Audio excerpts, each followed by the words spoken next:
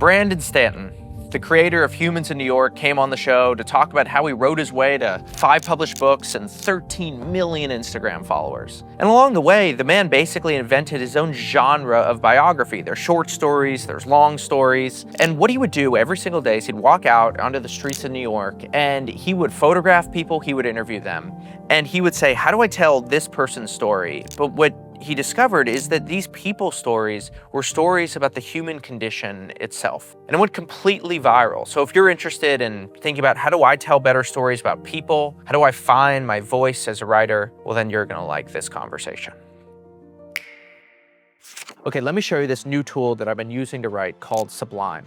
And they're the sponsor of this episode. And what I'm gonna do is I'm gonna show you how I use Sublime to write this post on X, which got almost 1 million impressions. So it started off with the basic note-taking stuff. I was just throwing notes in, but it's the stuff that came after that was really unique. That's what makes Sublime special. You'll see here that I had this mind map, and that allowed me to begin to see connections that weren't even there, and I was blown away by this. And then it didn't just end there. Sublime has this Save One, Discover 100 feature where you can just put in a piece of information, and all of a sudden it just starts recommending things. It's like having a research assistant that actually has good taste. And these are put in there by actual human beings. And so now I had the mind map, I had all the related ideas, and I really started to think about how am I actually gonna structure this piece? And Sublime helped me see parts of my structure that I didn't even realize were there, to see how ideas were actually connected. See, Sublime is built by people who care about creativity and beauty and not just productivity and efficiency. And you can feel that as you use the app. So if you wanna use Sublime in your own writing, well, you can go to sublime.app and use the promo code Perell, and they'll give you 20% off. All right, let's get to the episode. Well, the place I want to start is how you think about the writing for Humans in New York, because when I first saw Humans in New York, I was like, oh, there's a big Instagram page, and then I associate Instagram with photos. Right. And actually in the prep for this, I came to realize, whoa, writing is a big part of what it is that you're doing, at least words, you know? Right. Well, again, Humans of New York started as photography. I was going to photograph 10,000 people, and I was going to kind of recreate the city through that. Through the course of doing that, I kind of stopped and had short conversations with people about their lives. Then it became kind of transcribing quotes. Then the interviews grew much longer. They became much more forensic, trying to learn deep themes and arcs about people's lives. That's when more editorial and more writing came into it. And I would say as time went on and then the season that we're in now, writing in addition to the interviewing and the photography is a big part of it. Well, what's funny is, you could basically look at every piece of writing along some sort of sliding scale, Right. where it's like how much of this is about the writer themselves, right? So if you have Hunter S. Thompson, right? He writes Fear and Loathing. This is like Hunter S. Thompson's right, take right. on what's going on. Right. And yours is all the way on the other end of the sliding scale. Like, I didn't even know your name Yeah. for so many years. I was just like, oh, this is Humans in New York. Yeah. Is this one person, many people? So you kind of almost remove yourself from the writing there. And that was more of an artistic decision, than anything. Humans of New York started just before social media really took off. Like I was trying to make a blog, like that was how far back it was. And so it was kind of a benefit for me in a way because the metric I was keeping score by was never really followers, and it wasn't money either. I moved to New York. I loved photography. Wanted to make just enough money to photograph all day long. And so, I kind of always had it rooted, my personal path, my personal journey rooted in how can the art be better, because I wanted to be an artist. And early on, I realized that my art was better the less of me that was in it, the more that I was a channel and less of a source. And so, so much of my disappearance, there's a reason that, people come up to me and say, oh, you work for Humans of New York, or how do you get a job there, or you're Humans of New York. It was very deliberate. I very intentionally removed myself from the work because I thought it was better that way. Yeah. So how does the interview factor into this? It's kind of hard to categorize, what genre it is or what craft it is that I specifically do, because the photography is a big part of it. The writing is a big part of it, the editorializing. But I would say the part that I've done most probably more so than a lot of people in the world is the interview, and a Hmm. specific kind of interview too, an interview where you're starting from zero, where this person knows nothing about you and you know nothing about them, and you're in an inherently awkward situation, maybe on Fifth Avenue with people streaming by. So it's a very unique and specific type of interview.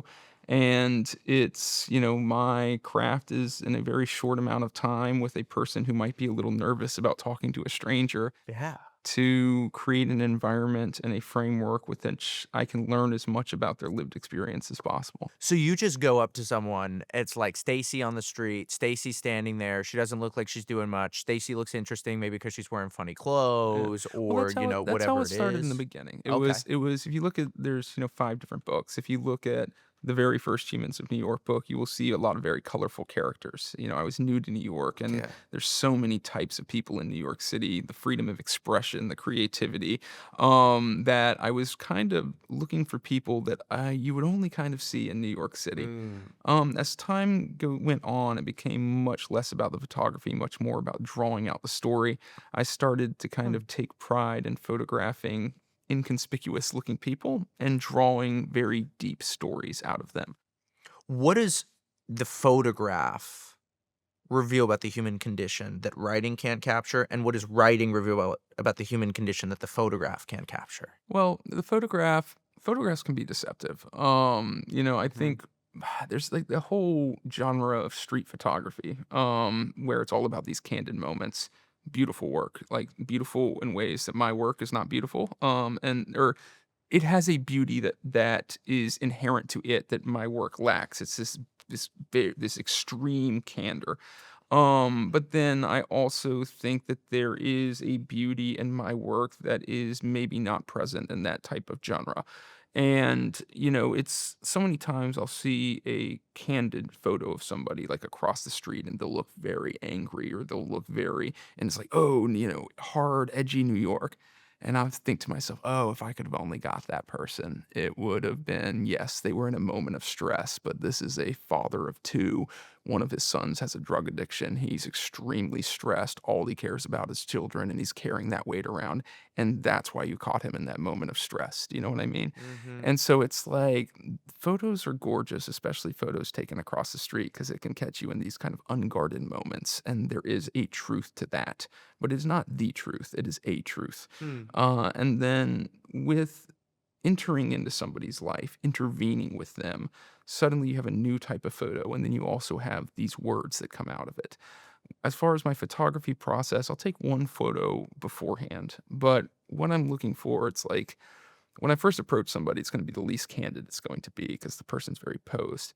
Then I'll start asking questions. And with the words, I'm trying to get to a level of truth and a level of authenticity. Then I'll have my camera with me and then I'll start snapping during the conversation, trying to get a photo that has this kind of recreated candor, just as much candor as a photo you took from across the street, but in a more staged interaction where the conversation brought out that candor. And then I will match that with the words and the quotes that I get from the story. Can you read this quote for me? Because I think one of the most interesting things that I picked up was how truth gets revealed. And I mean, you just said it, right? Like at the beginning, there isn't that same candor. And then over time, we begin to learn more and more about who somebody is as they get comfortable opening up with you. And Happily this agree. really stuck out.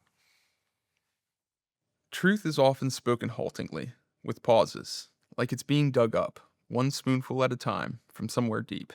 Truth feels heavy. It has gravity. It's usually not floating on the surface. Interviews rarely begin with truth. They begin with discomfort and uncertainty.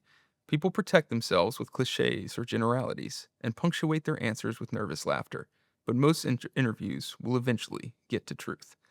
And I'm speaking of the interview on the street, when you're kind of unprepared. And the way I describe it is the difference between a persona and a person. Hmm.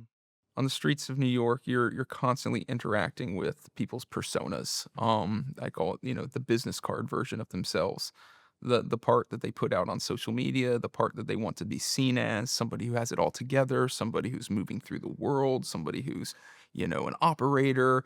Or on the other end, it could be, somebody that's the providing mother, somebody that, whatever it is that is this story that we've crafted for ourselves in order to be the tip of the spear that moves us through the world. Mm. That is normally what you're intersecting with when you first meet somebody.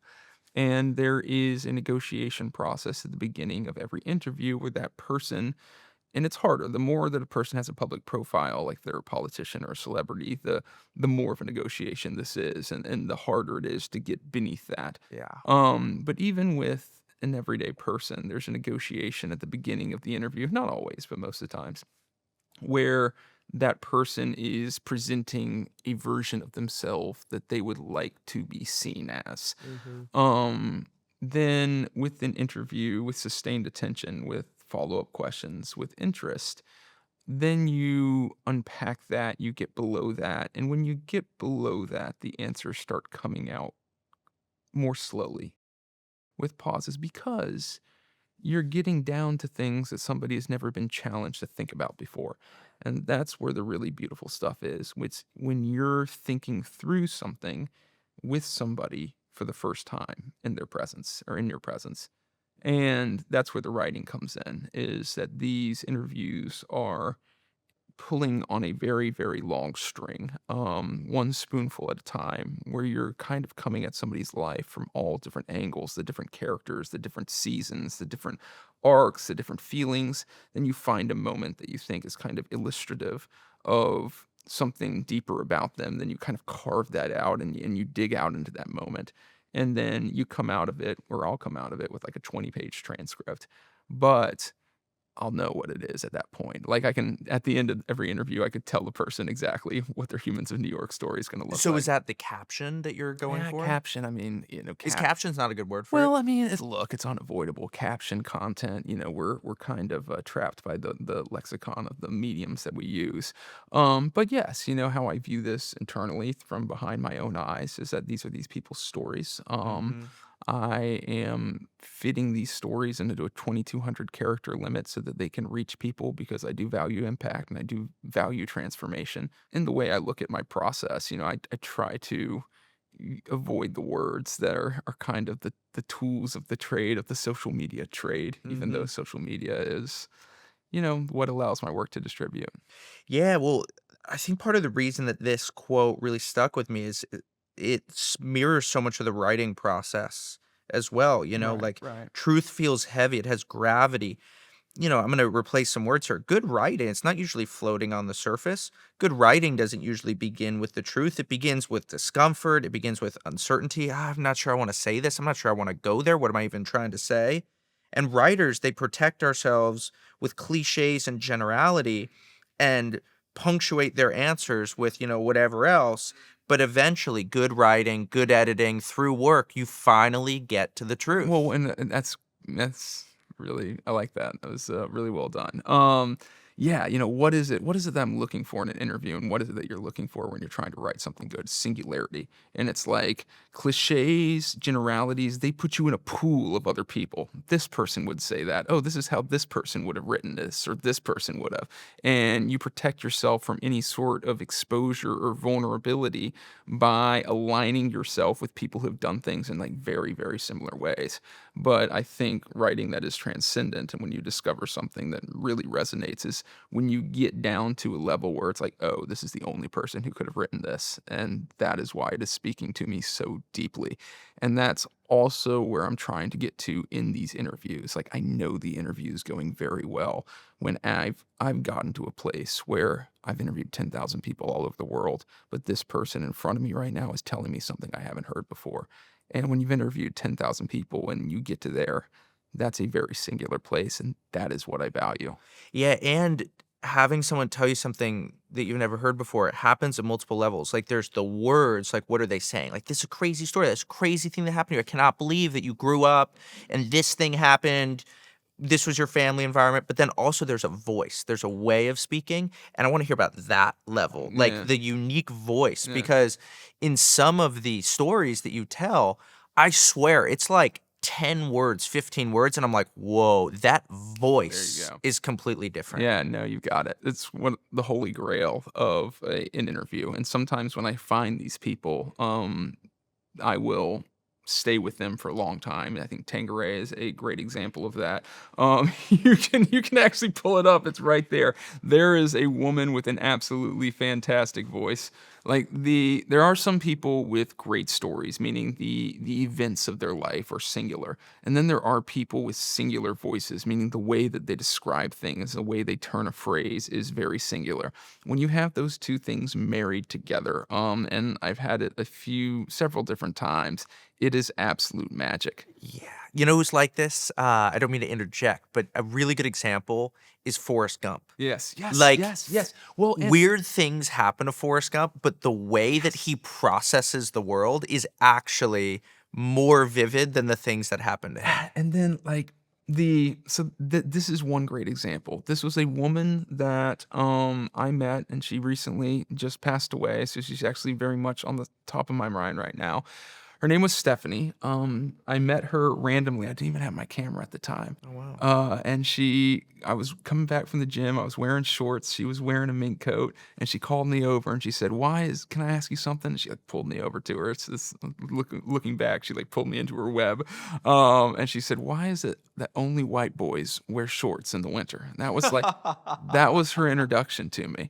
And then she just like launched on this monologue. We were in Chelsea about how this used to be where all the hookers were. And, James Brown was over there. And then she started telling stories about James Brown and the Temptations. And she just started launching into this, monologue about being a burlesque dancer in the 1970s. And she was like painting this world. And her voice was so distinctive. Like, here's a quote. My stripper name was Tangeray. Back in the 70s, I was the only black girl making white girl money. Like, I've never heard somebody say that. Like, that is a completely... And that's my point. It took Yeah. 10 words. Yes, there you go. I danced at so many mob clubs that I learned Italian. Black girls weren't even allowed in some of these places. Nothing but Guidos with their pinky rings and the one long fingernail they use for cocaine.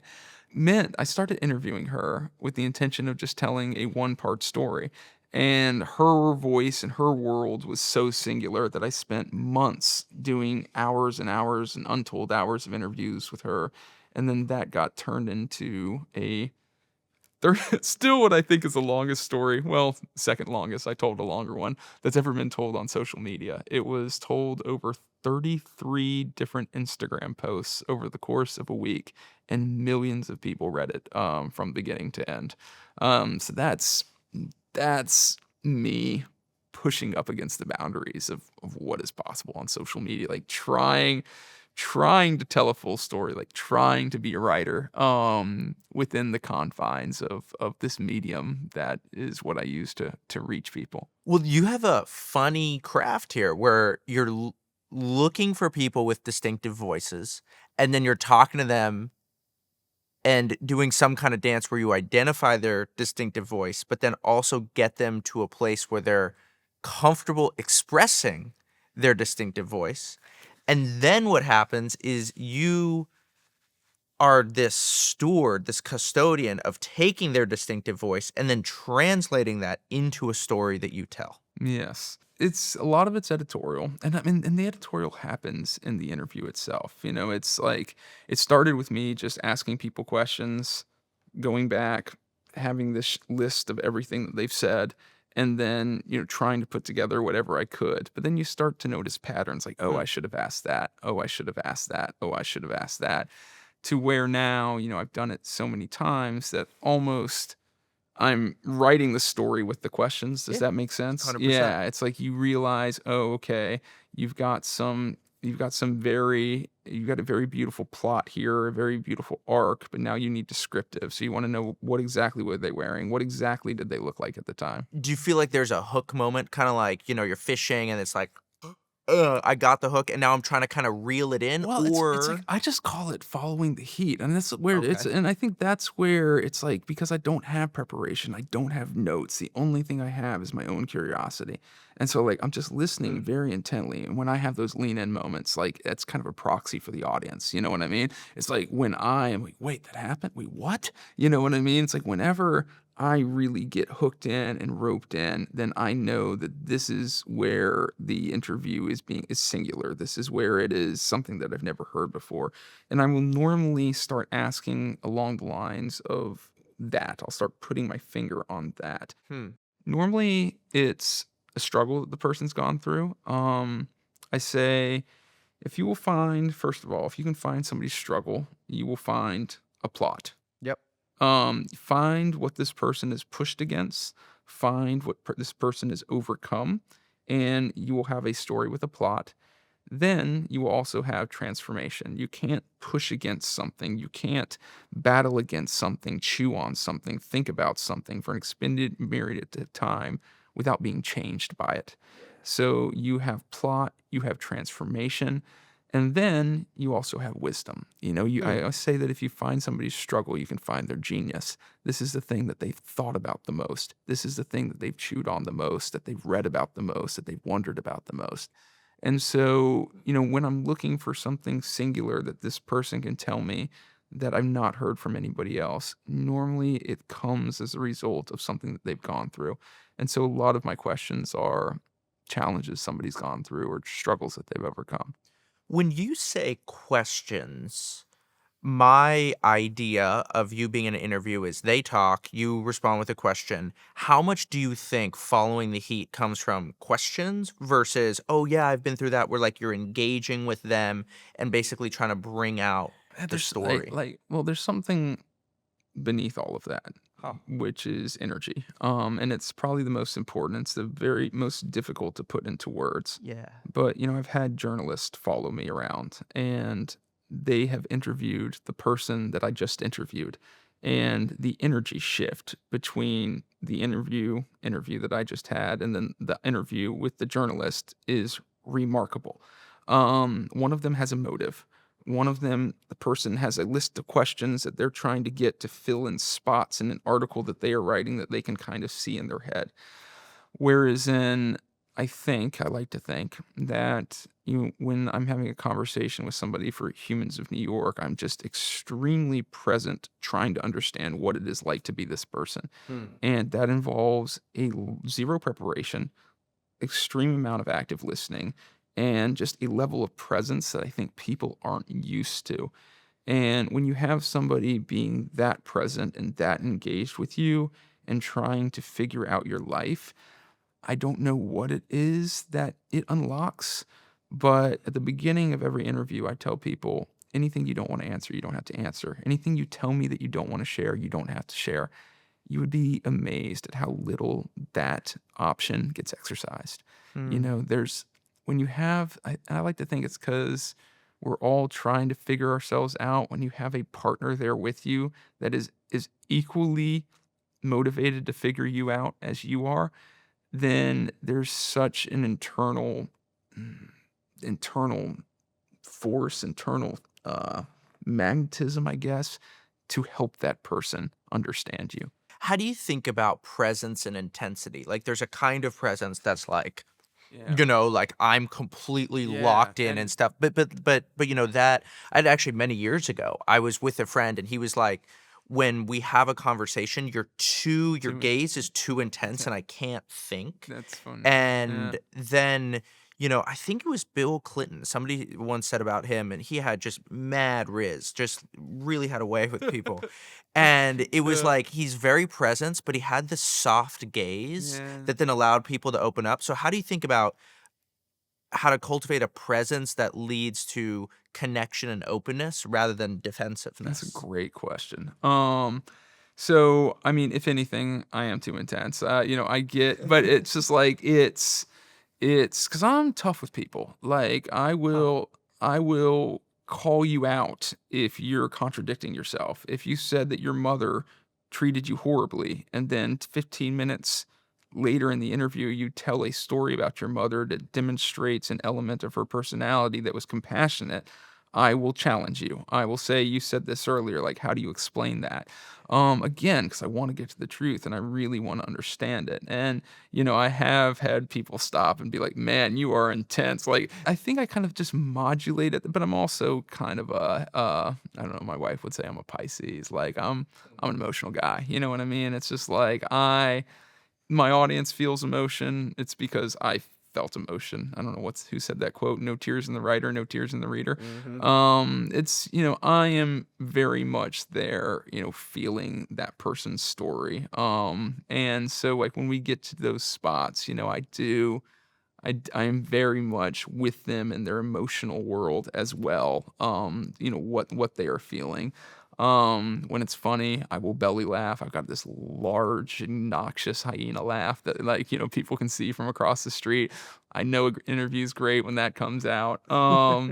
And so it's just like but yes, it is intense because I take it very, very seriously. I take every person in front of me deadly serious.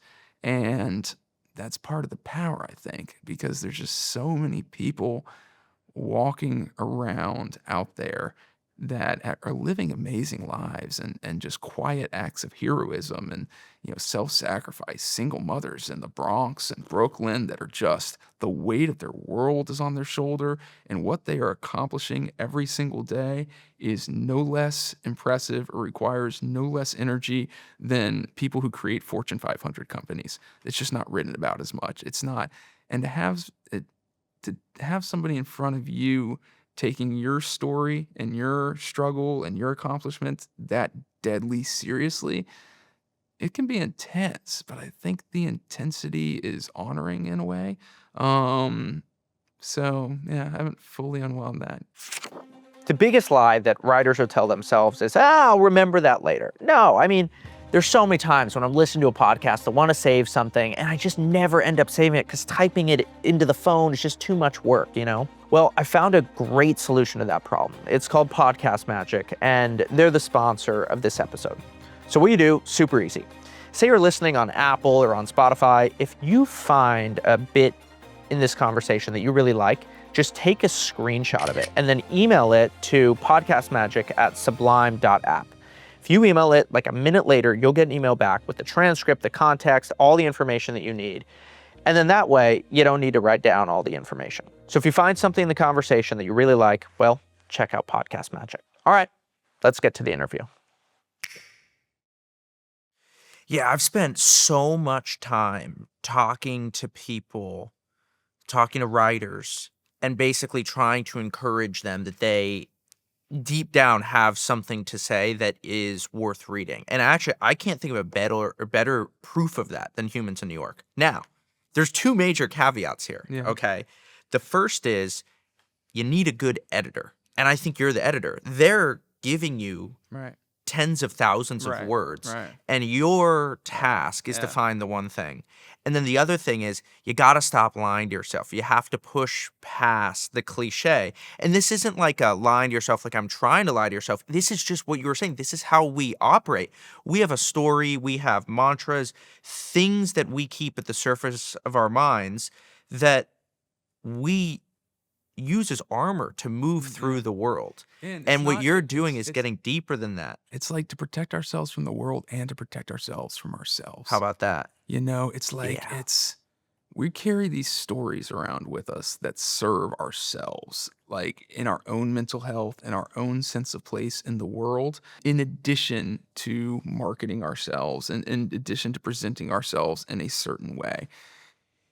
In order to explain some of your behavior when you were a teenager in your early 20s, in order for you to be comfortable with the person that you are in your own view of yourself, you might not need to believe that your father was a more unnuanced person than he really was more of an asshole than he really was, because that is the only thing that would justify your behavior towards him. Same thing with your mother. Same thing with so many people around you, It's like we craft these and you have to, I try to, be careful with myself and, I'm guilty of the same thing. Everybody is, We have these stories and we arrange these memories, this infinite selection of memories in our head. Which one? Our brain, we're all editing our own stories. Our brains will grab onto this one and remember this one. Why do you remember the 300 memories that you remember? A lot of times it is to serve a story that you are telling yourself about yourself that helps you move through the world with the perception that you are a good person, that you are living correctly, and that you are doing the right thing. It's not always truth. It is a truth, but it's not always truth. Right. You know what I mean? Yeah, yeah. And so it's like so many of these interviews, like getting to the bottom of people, it's not just me getting to the bottom of them, it's us getting to the bottom of what happened. And through very pointed follow-up questions, which ask the person to explain contradictions, explain where things don't really match up, maybe arriving at a new synthesis, a new interpretation of things that happened that hold a deeper resonance than the story that would have come out right off the tip of the tongue. Yeah, because so much of what other people do for us in conversation is I think of the mind as this basically it's this mansion, but there's a lot of trap doors and little like Pandora's box chambers that we actually lock, and we keep those things locked for trauma or like whatever it is. And over time, we begin to follow like a narrower and narrower and narrower path throughout our lives. It's like we're almost dying and experiencing less and less. And a lot of what you're doing when you're editing, when you're pushing yourself deeper, when you're in conversation, is they're basically tools for getting us into the parts of our minds that normally we have locked. And often it's very painful to go to those places, but But it's not always. One thing that I love, and this happened over and over and over again. There are so many people out there that are so self-denying and live so much for other people, mainly mothers living for their children, oh yeah, that they close the doors to their own to their own heroism, yeah. to their own accomplishments, to what they've carried and come through. And so like it's not just people closing the doors to versions of themselves that make them seem less admirable. It's also selfless people closing the doors to themselves that make themselves seem more important or more admirable or more praiseworthy. And there's so many times where there's just I've run to people who've just been living their lives in service of other people, and or they're just too stressed because of finances, because of anything to think about themselves. They have to be self-denying just to get through the world. And sitting with them, unpacking their lives, rearranging it into a form of the story. So this person can see their life in their hand and say, I started here and I came here. And seeing the pride and what it gives that person to be able to get that distance. And then it has a chapter 2 when it gets posted later on that night. And my audience is a very kind audience, self-selecting. I always say, if you don't like people, you get bored with Humans of New York and you move on. And so the people who stick around are people who are empathetic and they like people. And so there's a chapter 2 where people get through that vulnerability, that discomfort of sharing, and then they share it, and then they just get affirmed in a very big way. And it was really cool for me because, I did an art installation at Grand Central a couple weeks ago, and it was kind of like a mecca for everybody that's been on Humans of New York. And there have been thousands and thousands and thousands in this city. And, having people come up and tell me what it was like, because I just met them and I moved on, you know what I mean? And they moved on. And so having them come up to me one at a time, over 100 people that I'd photographed and hadn't seen since, and tell me the experience of what it meant to them afterwards was very meaningful. Yeah. I got goosebumps for that one. Tell me about these ones. This might not be the best example. So if there's another one, let me know. Well, But it is a great example. but- I love that one. We've got girls. Well, we got one, but there's a story. there's a story here, and that's what I want to call out. Well, what's the story there? So we've got girls. You get one. So they're talking about. I love how fast you could tell a story But too. but then also look at his shirt. I've got mad love for my mama. Yeah. It's like there are these little coincidences, and there's these little moments, happening that don't need adornment and they don't need. And, I think that's that's one beautiful thing about the book. The book freed me from the algorithm.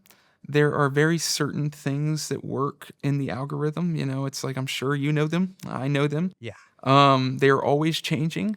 These days you can't do really short texts. It's like, it's all about the amount of time somebody spends looking at a post. That decides how many people are going to see it. So you can't really do these very short, kind of poetic quotes and have it get distributed. Beautiful thing about that book is 75% of those stories were not posted online.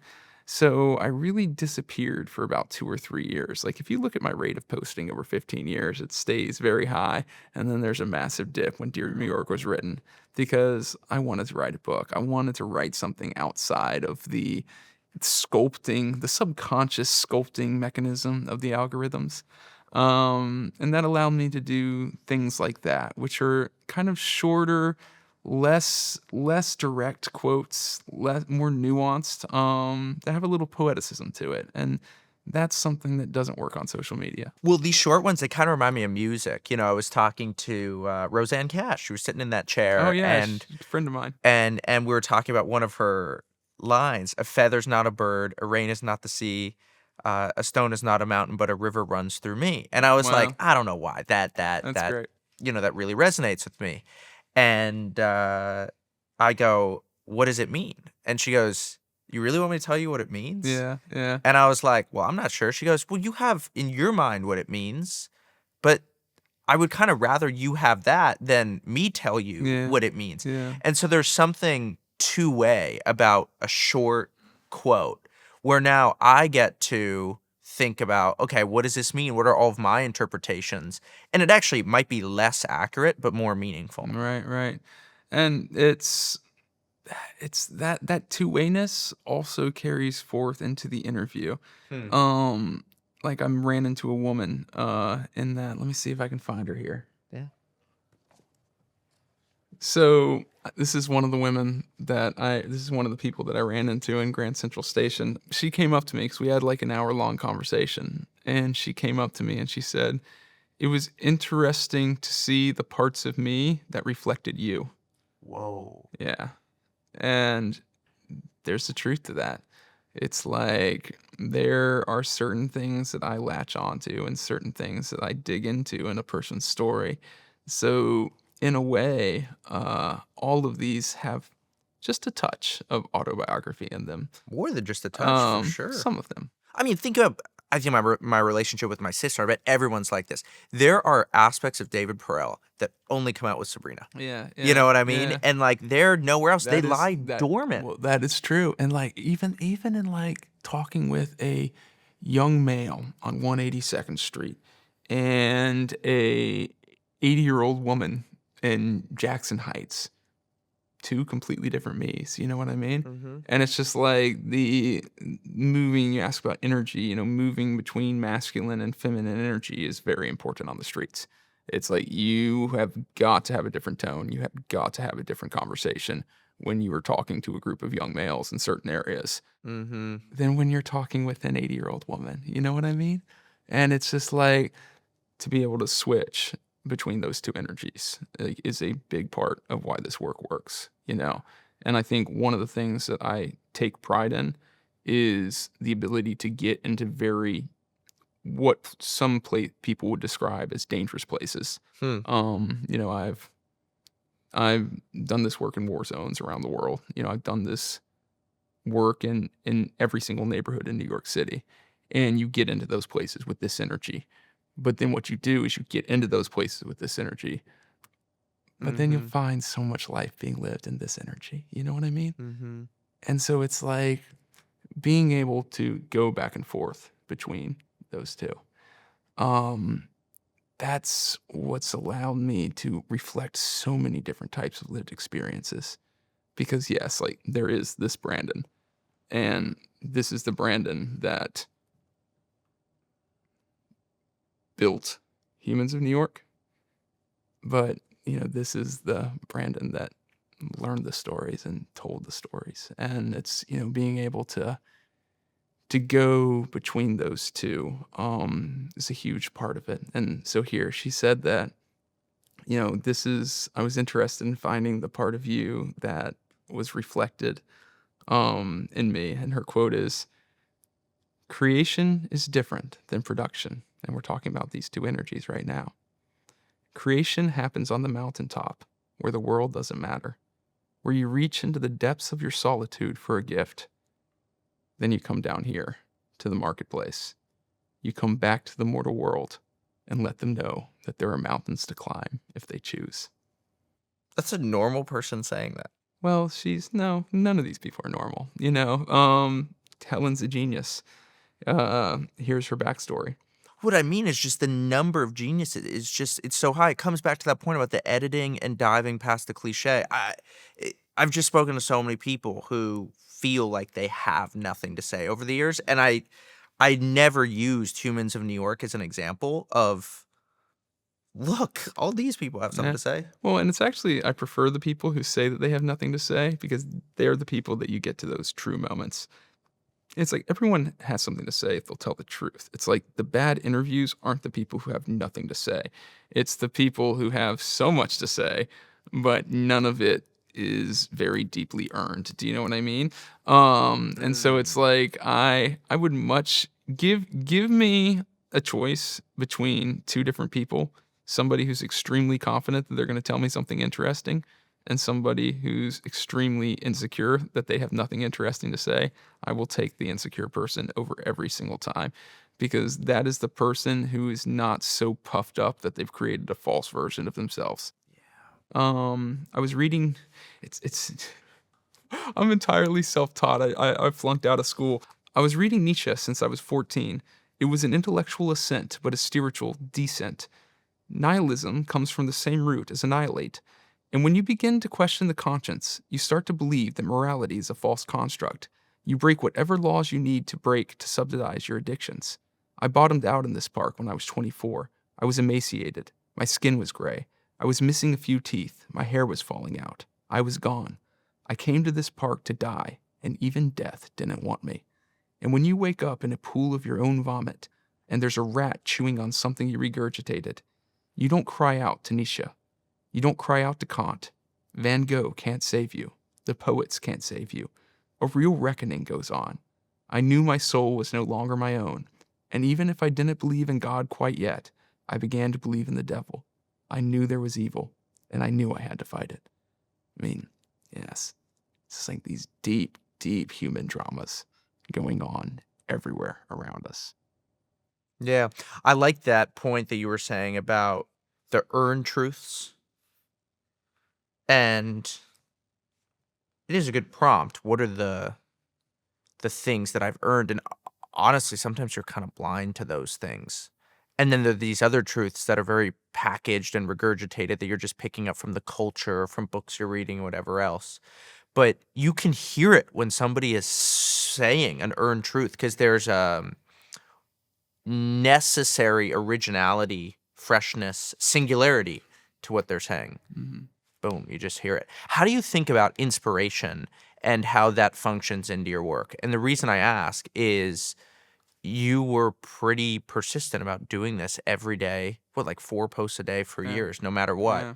So talk to me about that and just the role of discipline in building this. Well, and with writing too, it's everything. I flunked out of school when I was in college. I was somebody who never really did my homework in high school. I tested very well. I had a lot of innate abilities, which allowed me to kind of, read the back of a book right before the test and maybe flip through and get like a B or an A minus. Not like I was getting A pluses, phoning it in. But I got to, a point after I graduated high school where even though I had a high school degree and, a couple years of college, I flunked out of school. I realized I wasn't really educated because I just kind of floated through. At that time, I told myself I was going to read 100 pages a day. Oh, yeah. Yeah, and I did that for several years. It started out with nonfiction, then it moved to a lot of fiction. There's a lot of A biographies, lot of right? biographies at first, because I was a history major. A lot of biographies and a lot of history. My most recent season, I read about 150 to 200 works of fiction. That was over the past few years because I was trying to become a better writer. But I mean, what's more Mm. important than the types of books that I was reading was that, yes, I finally, after 20 years of not being disciplined, established discipline in my life. And I stopped judging myself based on my abilities, like, oh, I'm a good writer, or oh, I'm smart, I have good thoughts, to I'm somebody who can do work and show up every single day.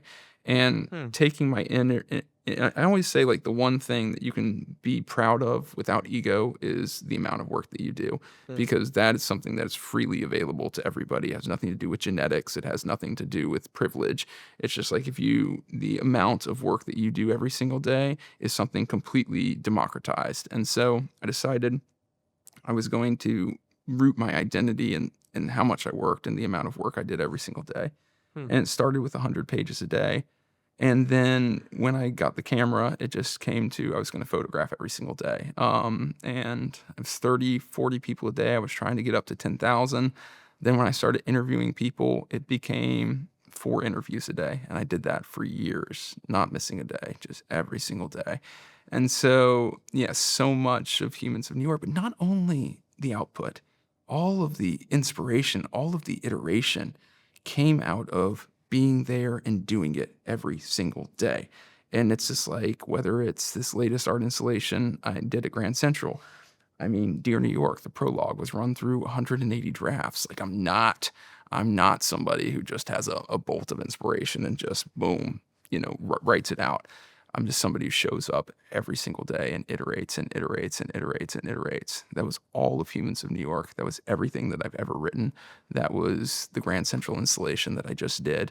It was taking this big dream, this big goal that I had, and breaking it down into a set of behaviors that I could repeat every single day, and just holding myself to that. When you said that you wanted to become a better writer and you did it reading nonfiction and Mhm. fiction, what are the things that you identified that then you brought into your own Yeah. work?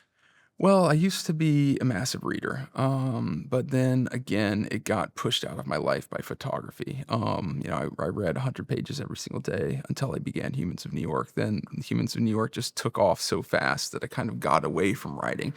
Um, and so, yes, I went into this period, in the last 3 or 4 years, where I just read tons and tons and tons of fiction. You know what I was probably taught more than anything is that anything is allowed if you do it well. Mm. And that's where it's like, if I look at the Yeah. season, yeah, it's like, when I look at the season of reading that I did, I mean, I'm sure there's titles of books that I don't even remember. Right. I was going wide, wide, wide, wide, wide, wide, wide. But the main thing, you can write in second person. You can Play write, with yes, punctuation. it's Yeah. just like, anything is allowed if you do it well.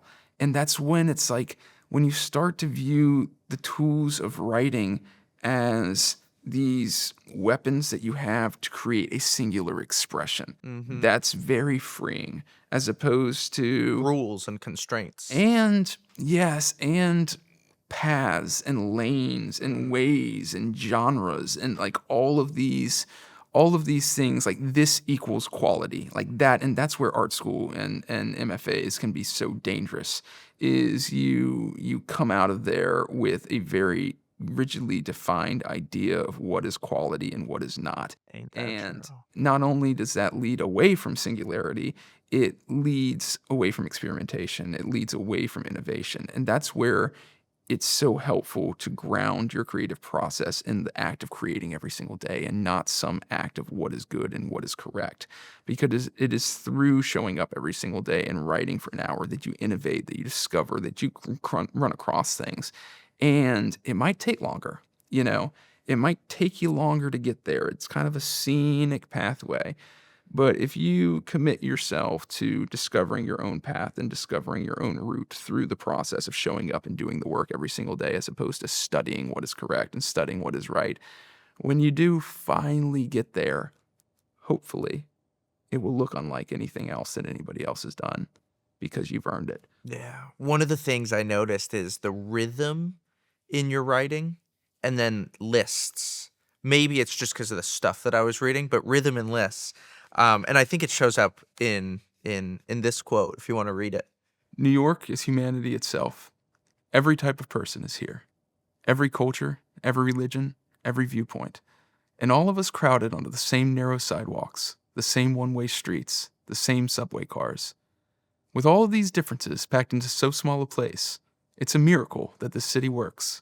Yet somehow, despite the honking, the screaming, the shoving, the cursing, we make it work. Yeah. Well, it's like, I think so much of what has become my writing, and again, it's like you look at the path of Humans of New York, it went from single quotes to paragraphs to 33-part stories to, this prologue is the first thing I've written in first person, and that's 12,000 words. It's gradually, moving towards longer and longer and longer and longer, longer and longer formats, and kind of like pushing up against the thing. But I think one thing that I cannot escape from is the oral tradition. It's that all the stories that I have shared were told to me by voice. Hemingway said that you can write spoken or you can write written. And it's, I'd like to do both well. But I think in my head, I'm always coming back to the rhythm and cadence of spoken word. Because that's one, how stories were shared for millions of years, and two, how they've been shared with me for the last 15 years of my life. Well, you have a fun tool that you can use in that if you're writing about New York, anyone who writes about a city can basically use all of these examples, boom, boom, boom, that really bring something to life. All of us crowded onto the same narrow streets, boom, the same one-way streets, boom, the same subway cars, boom. Like you could just think of all crowded restaurants, boom, crowded concerts, boom. Like you can keep adding these things. And when you write about a city, you can just have these vivid examples, like these flashpoints that all of a sudden we can get a sense for the feel of the city. Well, because again, singularity. What's the one thing that I've done that nobody else has done that might allow me to say something that nobody else has said? I've stopped 10,000 random people on the streets over the past 15 years, and I've learned their stories. And so if you look at the prologue of Humans of New York, there's an entire section where we're on a 7 train, and I'm bouncing off and forth between about 30 different people and their lives and their lived experiences, and kind of creating this summation of the city through its individual parts. New York is the most diverse city in the world. Other cities have tried to claim this crown with cherry-picked statistics, with every gauge of measurement except for the eyes and the ears. Fine cities, all of them. But whatever diversity they might claim, they have not the density to exhibit it fully. Nowhere are there more types of people packed into a smaller place than New York City. And whatever thin walls separate New Yorkers above ground dissolve underneath. In the subway, every type of person is pressed together, in every arrangement, like jigsaw pieces, back to back, chest to chest, and sometimes, yes, sometimes, not by choice, by the demand, the decree of this city, ass to face.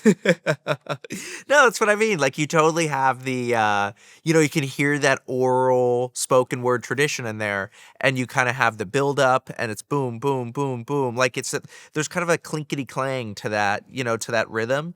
And I definitely noticed just what you're doing with rhythm throughout the writing. Yeah. Yeah. And it's like, What's crazy is I felt it immediately, like, because that line about New York's humanity, that was right at the front of the Dear New York exhibition at Grand Central. And I walked up to it and I was sucked into the exhibition because of the vibe of that first paragraph. yeah, I appreciate that.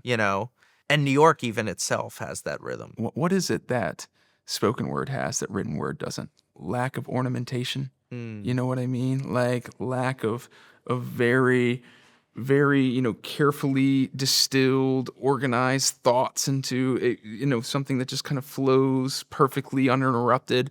It's more stilted, it's more jumping around, it's more repetitive. A lot of repetition occurs in spoken word that does not occur in a standard piece of writing. So these are the elements that I think make a story feel so real when it is told on Humans of New York, that this is something being spoken to you for the very first time, as opposed to something that somebody went into a room and wrote to be the most distilled and polished version of their thoughts possible. Man, that's a good point. I feel like I hear a story, I don't read a story. Yeah, and I mean that's how I've heard all of my stories, and so trying to maintain that, I think, and again, as a prologue for Dear New York, this essay, I wanted it to be of a piece, with the other 500 stories that were in there. So even though it is first person in my voice, I wanted it to have the same kind of texture and fabric as the other stories in there. Are you deliberate about theme? Like, we've talked about you found the right story, but how do you think about the theme of this? Like the theme kind of goes between the photo and the story that you're writing. Is that something that you're thinking about or no? I mean, more so now Hmm. than before. Well, one, I just have more canvas because it started out with very, very short quotes. Then they went, and COVID's where I really started pushing the writing, because COVID, I was actually kind of a golden era on Humans of New York, because Hmm. I opened it up to people. I had like 22,000 submissions. I opened it up to people around the world to tell their stories. I would interview them remotely. And so for the first time, I had unlimited amounts of time with people, and I wasn't trying to get whatever I could in a short amount of time. That's when I really, really started working on my writing. And I would interview people for a long period of time and then try to present their story in a way that it was more thematic and had much more of an arc and much more control. And then that went into multi-part stories, 5-part stories on Instagram, then culminating in Tangeray, and actually culminating even further with a 54-part story I did last year, which are very controlled. They are very architected. And yes, then this Dear New York prologue, it is very architected. Like whether or not is your not your, but anybody's taste or whatnot. It was very difficult for me to write. Yeah. And that's because it has many different threads that kind of span out. It starts with the baby, and then it has many kind of threads that kind of go out, and then they all kind of come back together and they weave back together like into the final scene. That was very hard for me to control and very hard for me to keep of one piece, which is why I had to go through so many drafts. Yeah, it's crazy your craft. You're a biographer, but most biographers just like Robert Caro is going to spend 45, 50 years on Lyndon B. Johnson. And he's a big person in my mind. I've read all his books twice. He's yeah, so he was very inspiring to me at a young age. Somebody who was able to take a real person's story and imbue it with such literary form that it almost felt like fiction. So he's always inspired me, even though he is much longer form than I am. Well, it's crazy that he's all the way over there, 5,000 page biography of LBJ once it's done. And then you can capture the essence of like those two boys, we get girls. Well, we got one. And that you can be a biographer with one sentence and one photo. Well, and I think that also when I started to branch out and go longer, I was always, it's great training. It's fantastic training to have to tell things in short form, because you learn what's essential. It's a whole process of learning what the story cannot do without, as opposed to, because I think that is, if there's anywhere where I help people tell their stories, it's when you live your own life, everything seems important and Yeah. everything seems essential. It's the editor. And yeah, and it's and then, and then, and then, and then. And, it's identifying what pieces of a story are absolutely essential or will not hold together. kind of gives you an education in the bones of storytelling and kind of the structure. And then you can take those bones and you can build a much bigger body of flesh around it, having learned what it is that a story cannot do without. And, I think that's where I am right now. If I continue down writing, Tell me more about Get Concrete with the stories and what you're learning about how to tell a good one.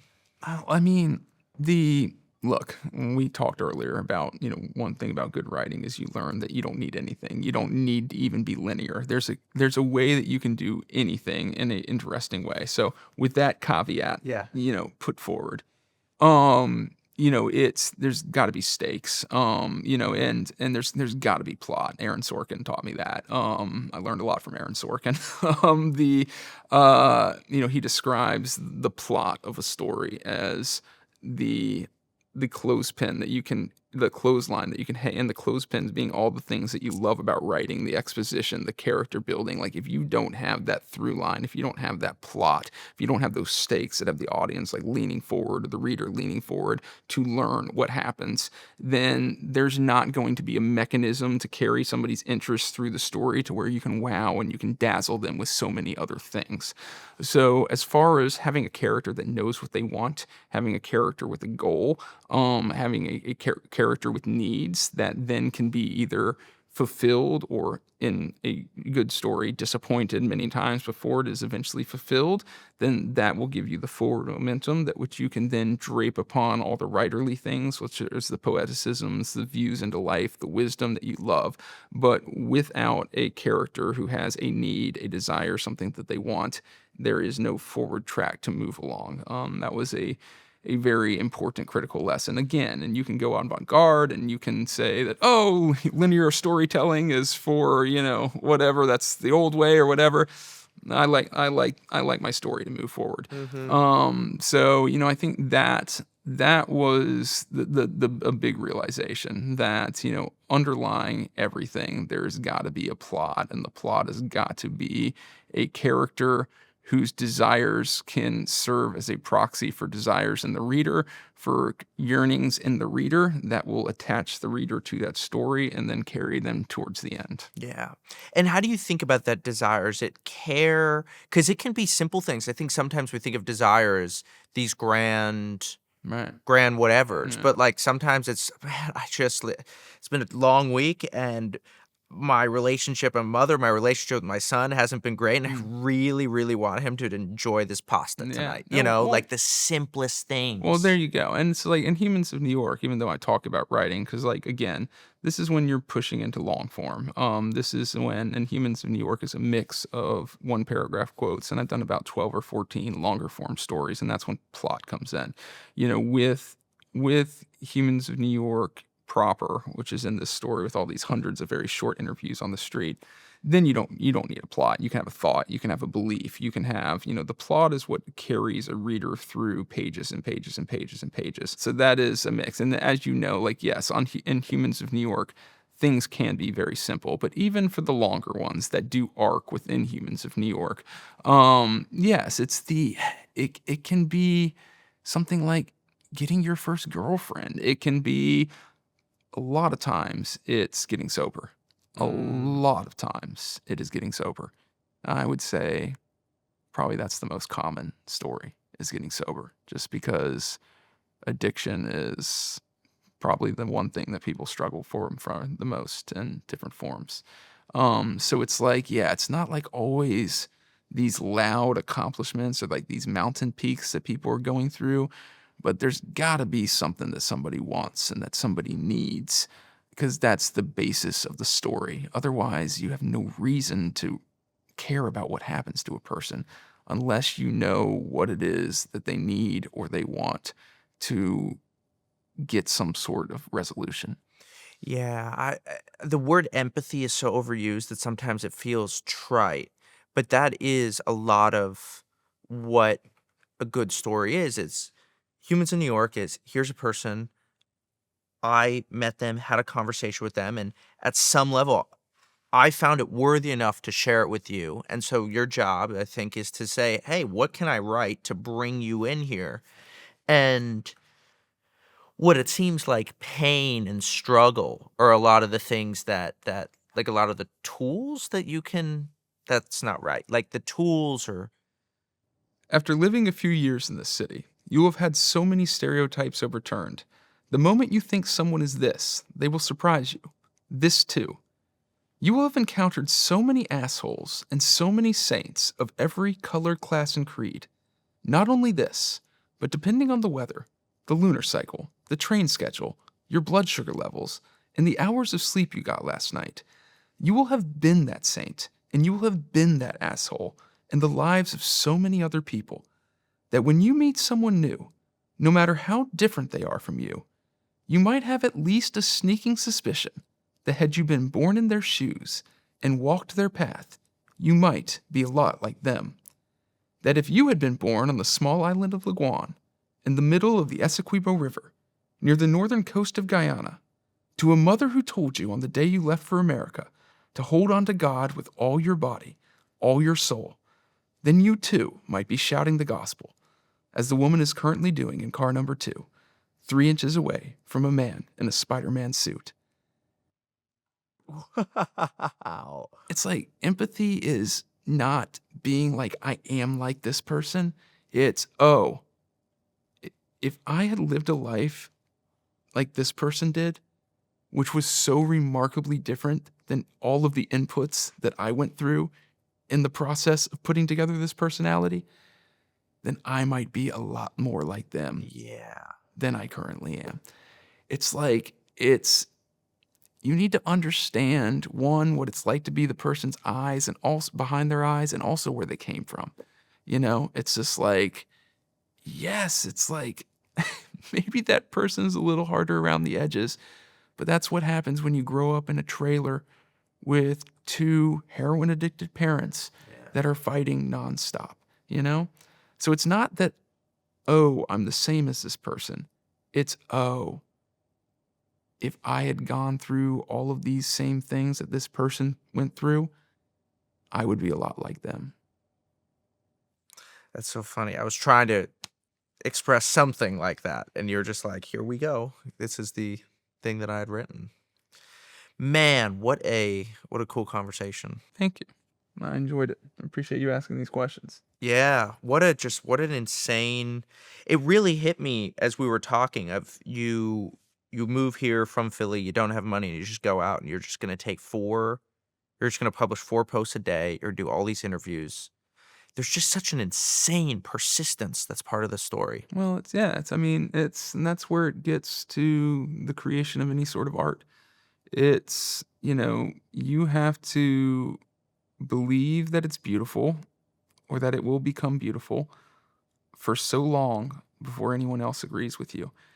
And if you worry about the amount, if I'm not talking about content, I'm not talking about, things that fit into the algorithm, like, you're never going to believe what he just said, or, this homeless person has their life changed by me giving them $100,000, but like art. Yeah. Do you know what I mean? Yeah. It's such a long and personal journey that if you root it in any sort of thing outside of your control, like people's reception, you will just run out of gas before you get there. You have to root it in the doing of it.